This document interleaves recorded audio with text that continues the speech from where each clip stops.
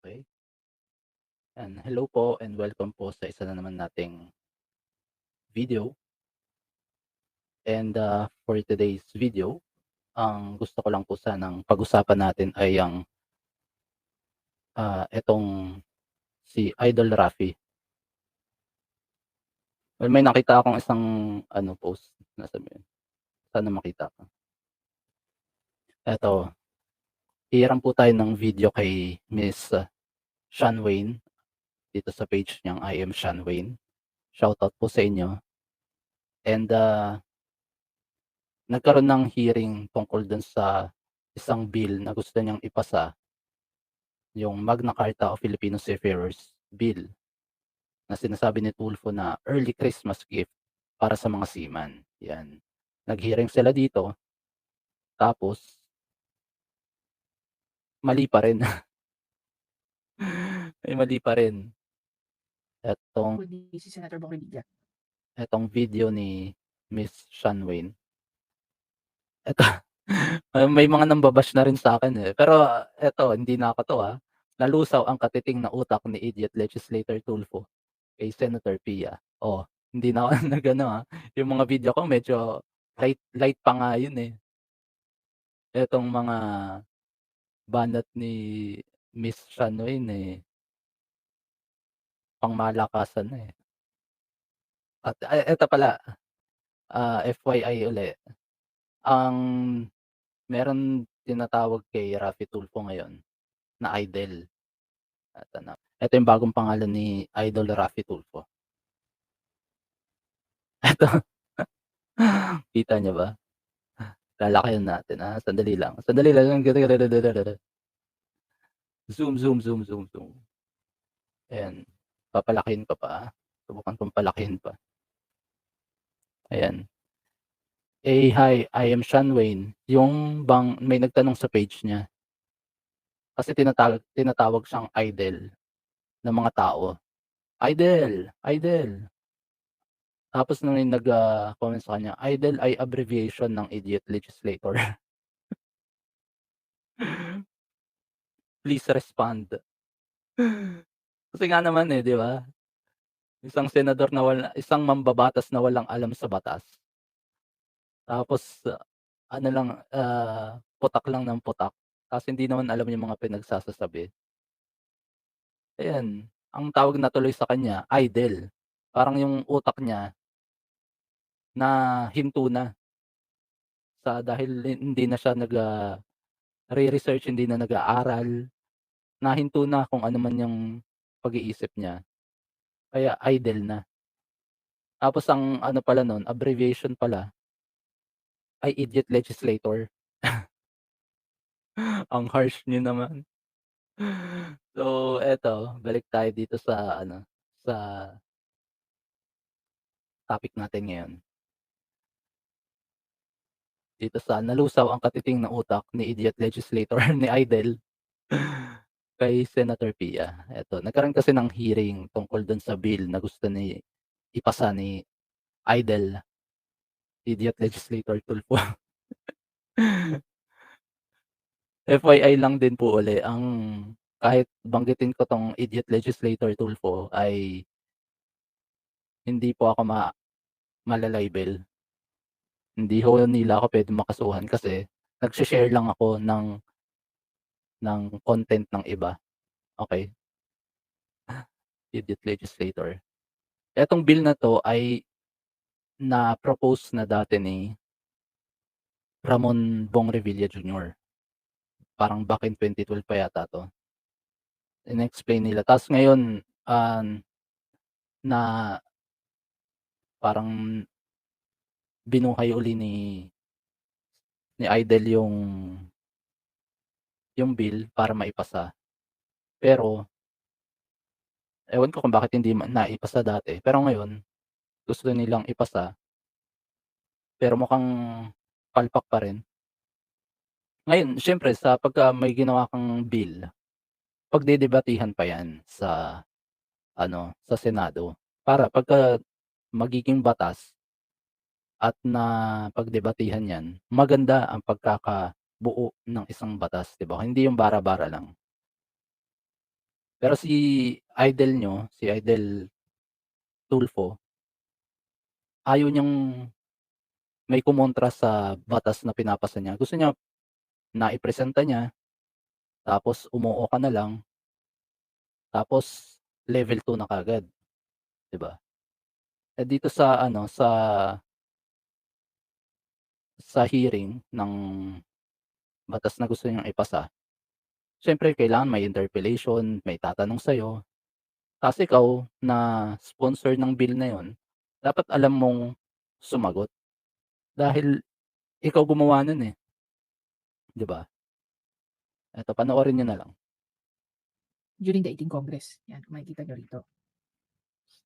Eto yung bill ni Bong Pero hindi ko pa, yun, yung pinaka-basis niya Yan, is yung Maritime Labor Convention of 2006.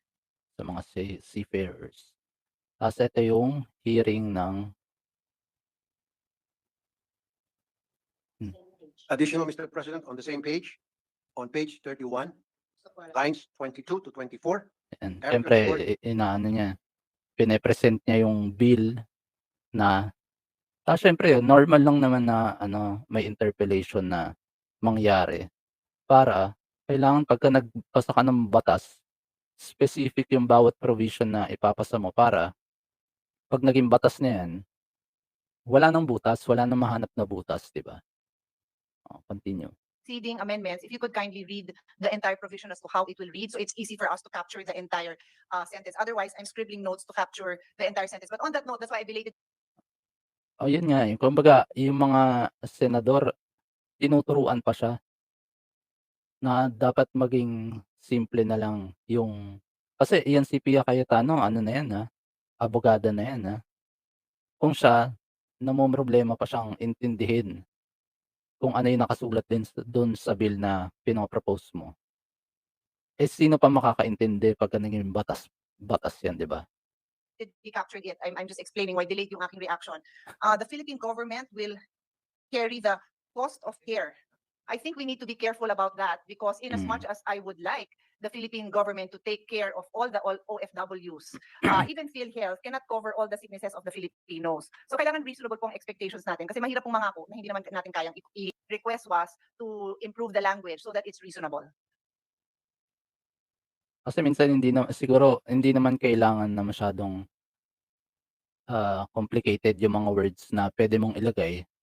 Puwede mong ilagay yung mga, simpleng salita para din mas maintindihan, 'di ba? Si Robin Padilla nga gusto niya Tagalog na lang ano, ang saligang batas, i-translate para mas maintindihan, 'di ba? Ngayon kung ito, yung mga nakasulat, hindi rin maintindihan ng mga kapwa senador mo, magulo. Lalo na si Pia Cayetano abogada 'yan, 'di ba? Para hindi complicated. To the good, Mr. President, to the good sponsor, we're referring here upon arrival. Eto, parang ano, parang yung isang video natin na pinag-usapan, yung mga senador dati at saka yung senador ngayon. Tapos pinakita dun si Bongo nung baguhan pa lang, yung nakikipagdebate si Franklin Drilon sa kanila. Yun parehas si Franklin Drilon yun, yung kay Bongo at saka kay Manny Pacquiao. Na tinuturuan pa sila ng mga ewan ko kung abogado nila 'to o ano, yung mga sumulat mismo ng batas na gusto nilang isulong. Yung mga staff nilang nagtuturo sa'yo tungkol dun sa batas na gusto mong ipasa, yung parang nakakatawa. Ayun tinuturuan si Idol kung ano ba dapat. Kasi ewan ko kung binasa niya yung sarili niyang ano, bill. At the point of hire, which is dito sa Pilipinas, up to the Buti seafarer.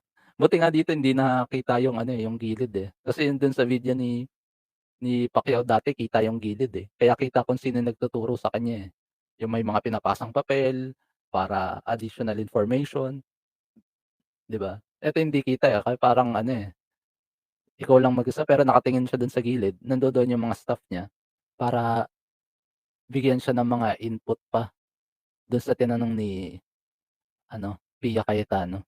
Return to the place of domicile. Doon lang po. Ayan, So pag dumating dito na tayo magsisimulang pagdedebatehan ni Tulfo tsaka ni Pia Cayetano yung definition ng domicile, yung address ng residence o yung domicile. Gusto kong ano, pag-usapan yung hearing na 'to. Nagkasagutan sila ni Miss Pia Cayetano. Kasi hindi maintindihan ni Idol Raffy Tulfo, Idol, ni Idol, yung difference ng domicile at saka yung residence.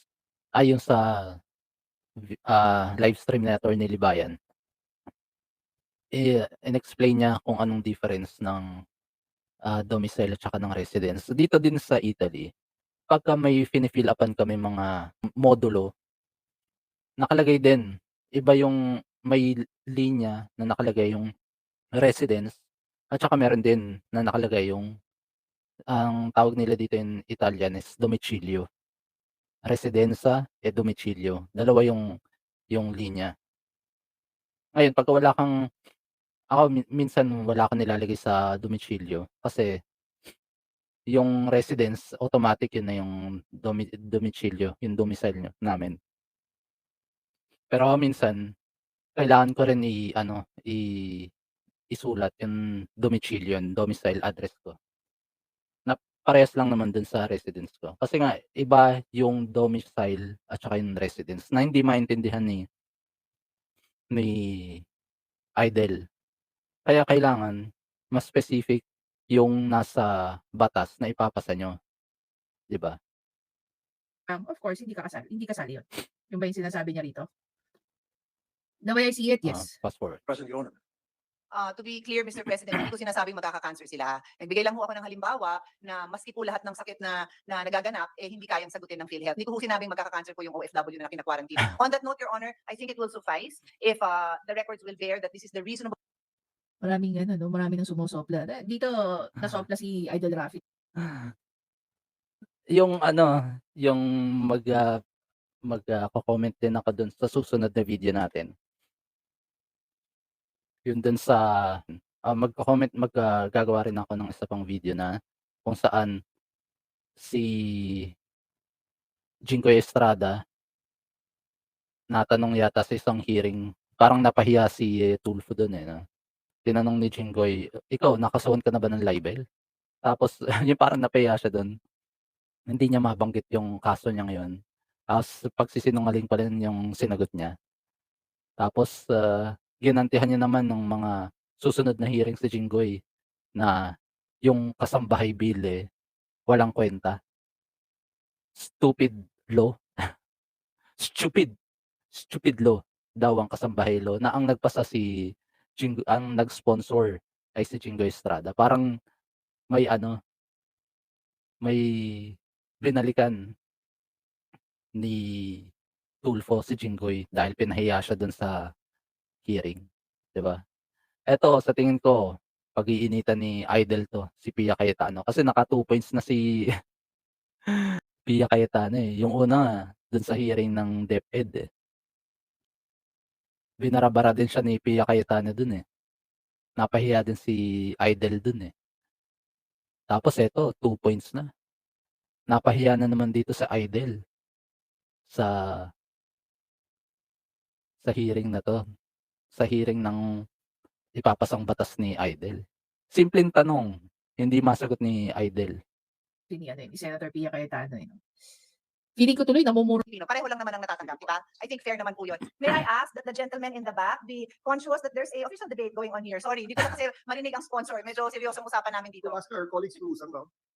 Thank you. So with that, Your Honor, Silence, I have please. no amendment. I just wanted, if His Honor agrees with my statement, then that will be on record na yan ang interpretation ng amendment na yan. Thank you. Noted, Mr. President. Pero just Hindi hindi na papel yung yung pinapakita. Laptop na para lang maintindihan yung kung anong batas ang pinapasa mo Patawa. Siguro nag-Google tapos ito yung definition ng domicile at saka ng residence. Ayan, pinakita na sa laptop.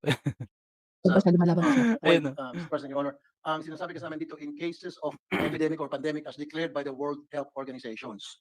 Pero hindi kasi yun yung nakasulat dito. Mukha ba? O wala lang ako nakikita. Mukha ba ang difference ng residence at saka ng domicile? So I'd like to ask you to go over and what?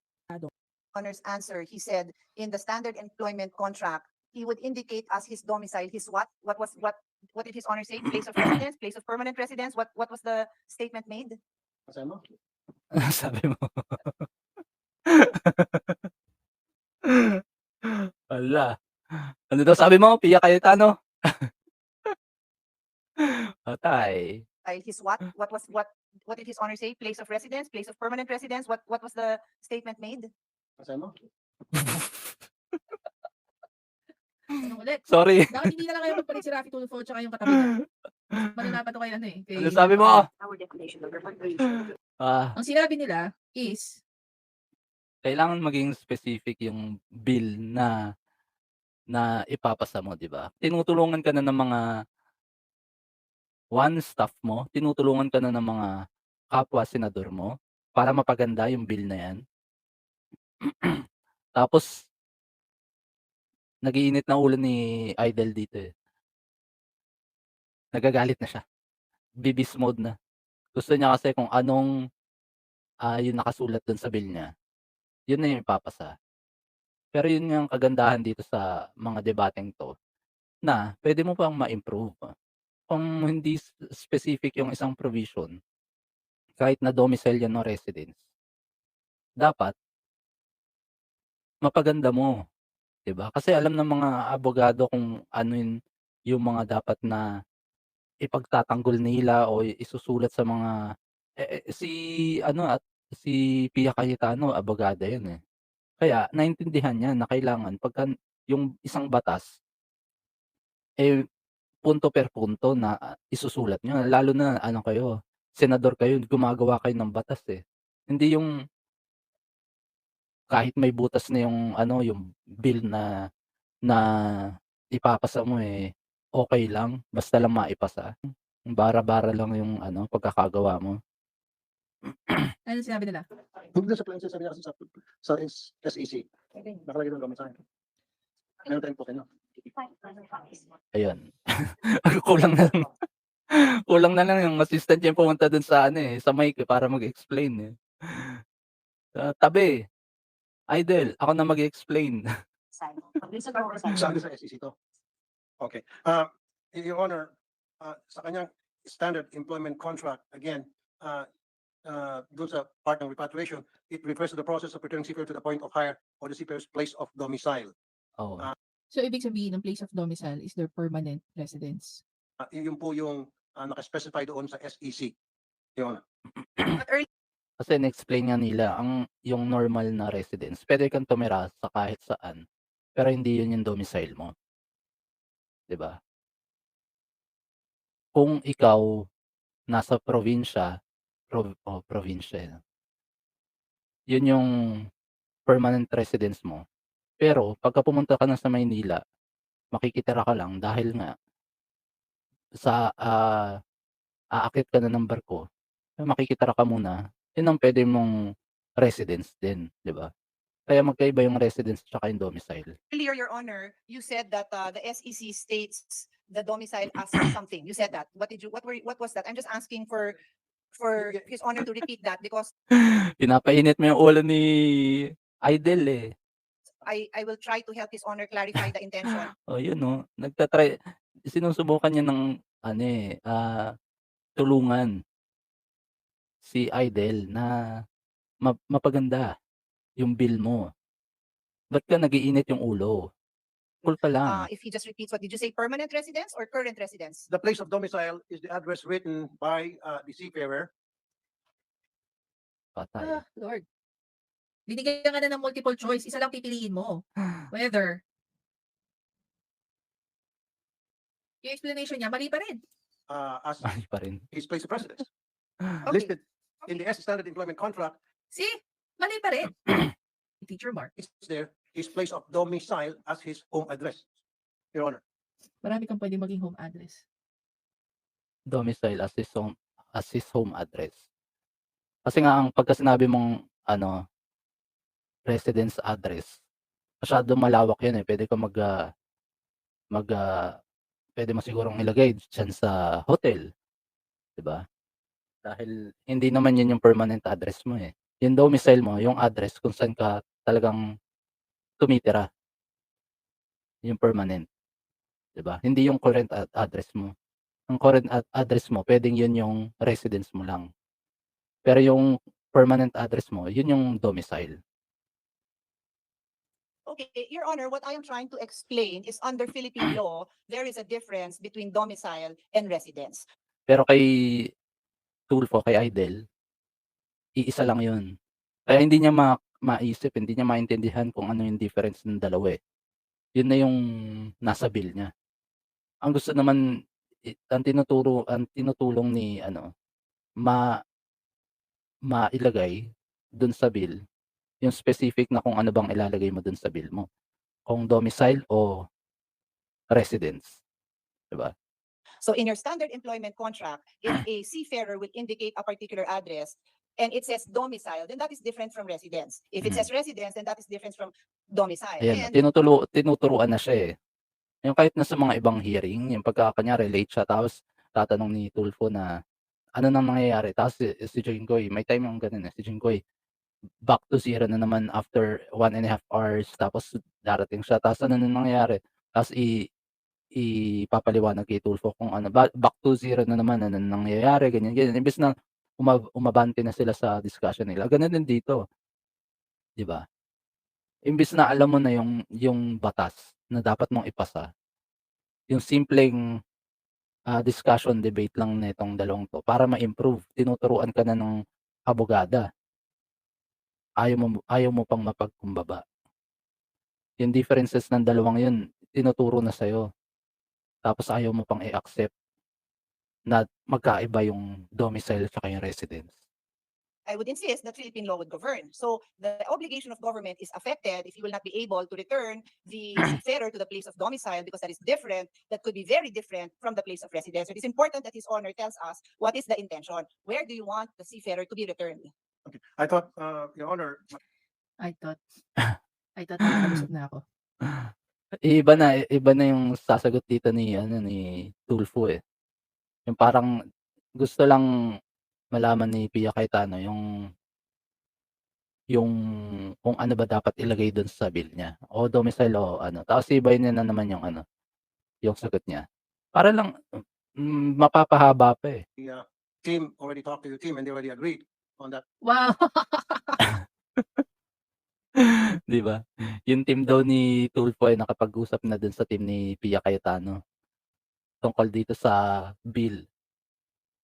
Eh, iba yung ano, office to office kayo mag-uusap. Iba yung mag-uusap kayo diyan sa ano, sa plenary na pagdedebatehan niyo. Hindi yung oo ka na lang pagdating diyan, 'di ba? Ayaw niya ng maano, eh, ma-contradict yung batas na gusto niyang ipasa, eh. Porket ba't nag-usap na kayo sa ano, backstage. Wala ng problema, 'di ba? Ulit. I thought makakalusot na ako. My team already talked to your team and they already agreed on that. Wow! Ayaw niya na may mga Holy ano, eh, crap! ayaw niya ng may sasalungat dun sa bill niya, eh. Ano ngayon kung nag-usap yung team mo at saka yung team niya, hindi naman ang nag-usap yung si Pia Cayetano at saka yung team mo. Ang nag-uusap ngayon diretsahan kayong dalawa. Kaya nga ino-open ni Pia Cayetano yung argumento kung para mapaganda yung batas, 'di ba? Oh, yeah, I understand, Your Honor, but Yeah. but Oh my for the God! Nasisi na. Si Timbuktu. Patay. Your Honor, it is the sponsor and I who will agree. no, no, Oo. no, yeah, I understand. Oo nga. Yung sponsor, sino ba yung sponsor? Si Tulfo. Kayo ang mag-a-agree, hindi yung mga staff niyo, hindi yung mga team niyo ang mag-a-agree dun sa batas na ano, kundi yung main sponsor at saka yung mga ibang senador. Hindi ewan ko sa inyo. Honor, but Yeah. but Oh my for the God! sake of, Rafi Tulfo. brevity or for the sake of para mapaiksi tayo and Para mapaiksi.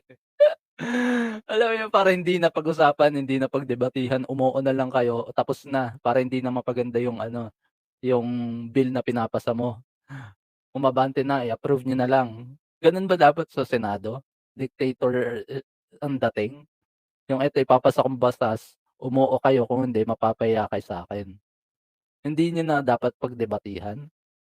Eh, parang eto yung ginawa kong bill tapos wala ng baguhan dito. Simpleng ano lang, simpleng tanungan lang, eh, tapos ma-o-offend ka na. Alam mo yun? Mapaiksik Ah, ka po naiintindihan ni Idol.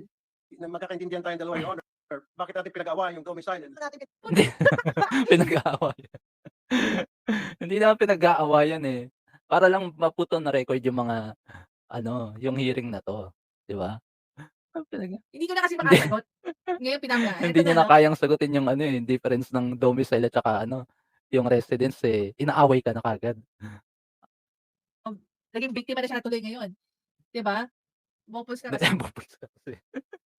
Marsh hindi ako nagsabi nun, bopals ka kasi. nag-aawayan, iliwanag ko na po ang use of terms natin because they have significance, Your Honor. Pagka ano, may differences yung meaning ng isang word, malaking bagay na yun para mabutasan kapagka nagpasa ka ng batas. Hindi ko na sinasabi na yung domicile tsaka residence, eh, magkakaproblema kayo. Kaya kaya rin nililiwanag ni ano, Pia Cayetano kasi baka 'pag pumasa 'tong batas magkaroon ng problema. Okey, continue. What is the significance, Your Honor? Oh my God, in-explain na sa'yo kanina. Ginagalit yung si Idol, eh.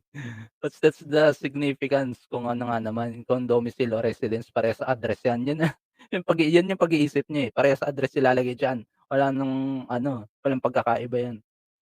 Pero seryosong usapan yan, batas ang pinag-uusapan niyo, kailangan mailagay niyo sa batas, specifically, ano bang ano, dapat ilagay dun sa information ng mga seafarers, sa mga seaman, o domicile o residence, 'di ba? How stupid can you be?